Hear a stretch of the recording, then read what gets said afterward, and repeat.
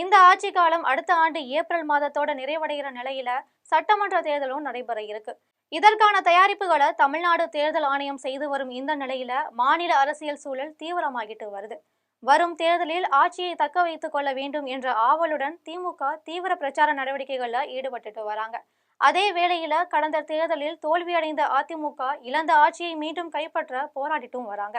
இதற்கிடையே தமிழக அரசியல் அரங்கில் புதிய சக்திகளாக தமிழக வெற்றி கழகத்தின் தலைவர் விஜய் மற்றும் நாம் தமிழர் கட்சி தலைவர் சீமான் ஆகியோரும் தங்கள் வலுவான பங்கேற்பை அறிவிச்சிருக்காங்க. இதில் பாஜக, காங்கிரஸ் போன்ற தேசிய கட்சிகள் தங்களின் தனிப்பட்ட நிலையை விட கூட்டணி கணக்கிலேயே அதிகம் செயல்பட்டுட்டும் இருக்காங்க. திமுக கூட்டணியிலும் அதிமுக கூட்டணியிலும் இவ்விரு தேசிய கட்சிகளும் இடம்பெற்றுட்டு வராங்க. ஆனால் கூட்டணிக்குள் அதிகார பங்கு, மரியாதை என்ற கேள்விகள் அடிக்கடி எழுந்து கொண்டே இருக்கு. குறிப்பாக காங்கிரஸ் கட்சி திமுக கூட்டணிக்குள் தனது பங்கு குறைவாகவே கிடைக்கிறதுனால அதிருப்தியை அடிக்கடி வெளிப்படுத்திட்டும் வராங்க.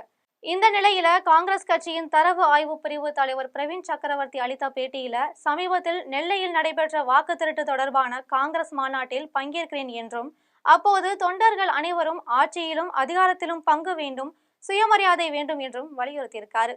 இது தவறல்ல. காங்கிரஸ் தொண்டர்கள் கேட்பது அவர்களது உரிமைதான்.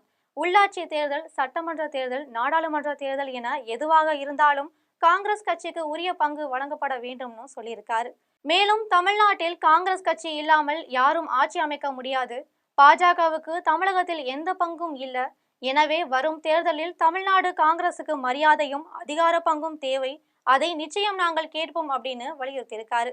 காங்கிரஸ் கட்சியின் இந்த வலியுறுத்தல்கள் திமுக கூட்டணிக்குள் அதிருப்தியை அதிகரிக்கும் அபாயம் இருப்பதாக அரசியல் வட்டாரங்கள் சொல்லப்படுது. திமுக தனது கூட்டணியை உறுதியாக வைத்திருக்க விரும்பினாலும் காங்கிரசின் பங்கு கோரிக்கை ஏற்றுக்கொள்ளப்படுமா என்பதே கேள்வியாக இருக்கு.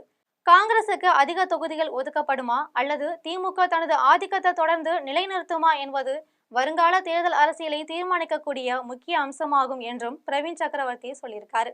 மேலும் திமுக காங்கிரஸ் கட்சியை கைவிடுமா என்ற கேள்வியும் வட்டாரங்கள்ல எழுந்துட்டு வருது. காரணம், தமிழகத்துல தனி சுவடு பதிக்க முயலும் திமுக கூட்டணி கட்சிகளின் கோரிக்கைகளுக்கு கட்டுப்பட விரும்பாது என்பதும், அதே சமயம் காங்கிரஸ் இல்லாமல் திமுக கூட்டணி முழுமையடையாது என்பதும் அரசியல் நிபுணர்களின் கருத்தாக உள்ளதா சொல்லியிருக்காரு.